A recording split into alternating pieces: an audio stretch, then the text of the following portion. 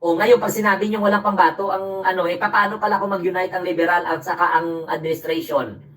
O, paano pala yun, ang silent majority ni Trillanes? Kalma, relax lang, hindi pwedeng i-reveal mo. Alam nga naman, Bong Junior, i-reveal mo kakaagad. Kundi sinira siya ngayon sa black propaganda. Talaga naman, oo. Kung ako ang administration, at this point of time, at this early, i-reveal ko sino pambato ko. Yung political strategy ko, dahan-dahan yan, may mga talks na hindi natin alam. Gets? Ay, wag ay, ikaw mismo naghahina yung paniniwala mo. Kasi pag bumalik ang mga Duterte, tapos. Ha? Yung mga alay ng administration at saka mga dilawan na nag-file sa kanilang impeachment, mga makaano dira, mamayang liberal, gagantihan niya.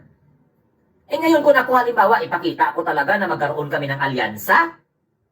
Kasi ang dalawa na makatalo, ang isa sa mga strategy na makatalo kay Sara Duterte is what we call this, isa lang dapat ang magiging kalaban. Hindi dapat hati ang boto. Oh, lintian, gina-reveal ko na yung mga diskarte kay si Argo, oh. Nakikinig, magsumbong na naman doon sa kabila. Chismuso kaya yan. Oh. MT ni na po kita na. Hello po, shout out sa into Christina siya. O, sa magpadala dyan ng mga pang merienda, mga pang lunch, mga pang dinner, magpa-Gcash kayo. O, wag kayo magtanong-tanong sa akin kung nakakain na ako, kung hindi man lang kayo magpadala. Hello po, Ate Beth, good morning. Ate Beth, gagawa pala ako ng Ate Beth, bali parang mag-extend ako dito ng 1 week lang. Kasi sa 15 kami dito, Ate Beth, mag-alis. 15 kami dito mag-alis. Gagawa ako ng paraan na mag-extend kami dito. Then uuwi ako ng 20 because of important. Para pagka kinabukasan, balik ako dito. Kasi kailangan yung presensya ko doon para kahit papano. Yan. 15 mag-end ang ano ko dito. Tapos, gawa ko ng way na mag-extend ng 1 week para makaabot siya ng 18 or 20. Kasi 20, ang bala ko flight pa Mindanao. Pagka 21, balik ako dito.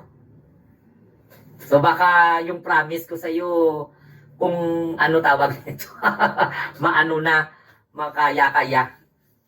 Oh, yung ganoon, wag ikumpanya muna dito sa ang aking kasing na-focus. Alam mo sa totoo lang, ang nakikita ko diyan, there is what we call a coalition among the liberal and the administration. Masakit man yan sa pero matalino ang Pangulong Bongbong Marcos. Oh, ngayon, pag may tumakbo na isa, ako hindi, alam mo sa, ako kasi, ang ugali ko kasi, Bong M. Jr., pag sinabi ko ngayon na Irene, halong katin ngayon yun ang iakasa sa kanya, o di nasira kanya. Kaya dapat hindi mo pwede ilabas kung sino-sino. Kaya nga minsan pinapagalitan ko yung aking mga dito kasi sa bagay, sa masyado nating atat, no? If you have a loss, huwag mong ipakita. Matatalo ka sa Joker. 'Di ba? Sisirain ni Argo yan. 'Di ba? Gets nyo? Ang punto dito dapat magkaroon ng napakalaking alyansa na makatibag dito. Kasi, alam mo mga DDS, maliit lang yan. But you do not underestimate the power of money. Because money can influence. Oh, kasi whether they like it, pag hindi ito ma-impeach si Sara, gagawa ito ng paraan na maipanalo. Kasi ito lang yung last na makaiwas ang kanya mga kaalyado sa possible na mga dyan. Guess nyo? Wala silang ibang choice kundi ipaupo si Sara Duterte. Wala silang ibang choice kundi gawing presidente si Sara. No matter what might happen. Remember, mayroon ang partido nila. Ang partido ng tatay niya nakaangkla sa China. Oh, hello po Island Touch. Good noon. Shout out po ka PDBM lovers. Diba? Sa punto na ito, ang pinakamaganda, maayos ang relationship ng lahat ng partido against Duterte. Sir, ganun ba talaga kalakas ang mga Duterte? Yes, in terms of propaganda, no matter what might happen. Oh, DDS po yung nagkakandak ng survey, boss. Lahat surveying company, mga, ay nako. Watching from Ilocos, shout out, New Zealand para, oo nga, lahat, that's what part of mind conditioning. Ugaling China yan. Oh, yan yung tinatawag na mind conditioning.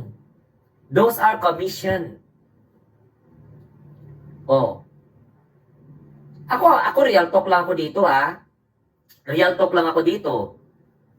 Kaya nga ako yung isang political vlogger na hindi ako excited na, okay, sige, look at me. Did you observe that I didn't mention all the time Sandro Marcos here in my channel? Once kasi na ipagmamalaki natin si Congressman Sandro, Ma'am Irene, First Lady. Tingnan mo si First Lady. Nung lumabas na si First Lady ang tatakbo, at early of 2004, ano nangyayari? Pinalabasan nila ng smuggler, pinalabasan nila ng kidnapper, pinalabasan nila ng addict, lahat-lahat na. Di ba? Lahat masamang tao ang kaalyado nila sa Ratai pro-China, nakakakulo ng dugo. True po yan, wag po ipakita kung anong plano ni. Di ba? That's the reason why I'm so hesitant to discuss it. Basta ang akin lang is that we should be happy at sabihin natin sa mga DDS na hindi po sila nagtagumpay para patalsikin si PBBM sa pamamagitan ng impeachment. So yung message ng impeachment, hindi ko alam paano nila nakukuha ganun kataas na survey. Kaya nga, sino bang maniwala? Katamad-tamad, walang trabaho. Diba? Ikaw, may utak ka. Maniwala ka?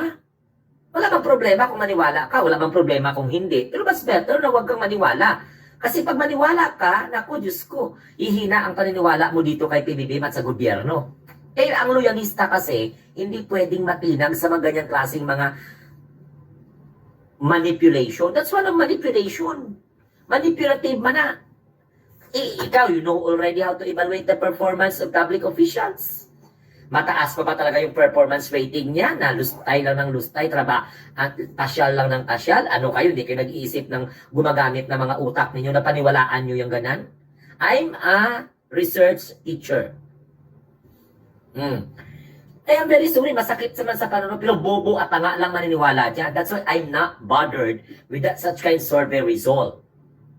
Right? If I have millions, diba? Pwede man ako magpa-survey in favor. Why? Because survey is a manipulation.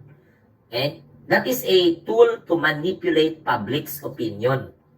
Hindi nga ipinakita kung paano. I know they are credible. Sige, sabihin natin, i-argue nila, magaling po sila. But look at the instrument. Anong ginamit nila? Ha? Ano, nag-survey sila? Fill up ba sila? Kasi when it comes to gathering data, there are a lot of ways on how to gather data or the result. Now, in terms of what? Survey, question and answer. Now, in terms of survey na kung saan pinapabasa mo, did the respondents understand the instrument prepared by the surveyor? Did they explain? Oh, after giving the paper, isi-shade nila dito, did they inform it? Kasi tinitingnan mo 1, 2, and 3. Halimbawa, may pinagpipilian dyan. Sino ba yung nauna? Sino bang pangalawa? Sino bang pangatlo sa choices? The choices done in alphabetical order or in accordance to the influence? Oh, kaya nga sabi ko curious na ako sino po ba yan si Mary Grace Piatos? Ewan ko. Abangan natin. Kung kilala ko di sabihin ko na. Ako, to be honest talaga, kung di ka nagmamadali, puntahan ko muna doon, tanungin ko si Sarah. Grabe, terror ka siguro na research panel boss. No, I am not a terror. What I want is, alam mo sa totoo lang, it's so difficult to quantify that such kind of result. Remember, we are basing about performance. How did they measure the performance of the Office of the Vice President? Ano bang ginawa ng opisina ng Vice President na mas mataas pa ang resulta niya sa presidente? So meaning, siya ba ang humaharap sa lahat? What are the determining factor?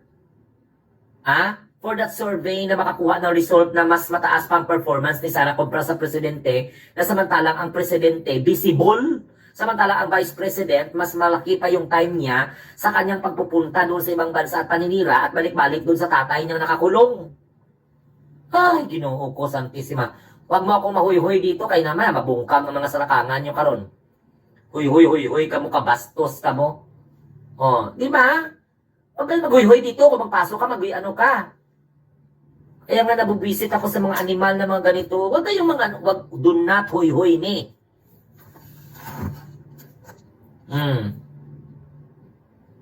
Shout out sa inyong lahat. Ano, ako bastos. Channel ko to, ako pa mang bastos. Tanga.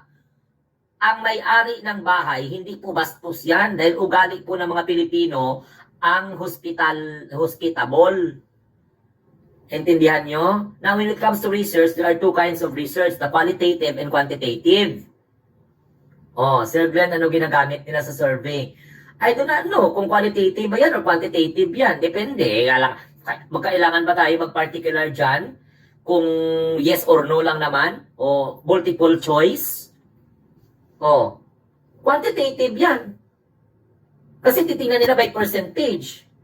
It's difficult na sabihin mo mag-qualitative ka kasi ano yan eh, kung baga i-explain mo ang answer mo.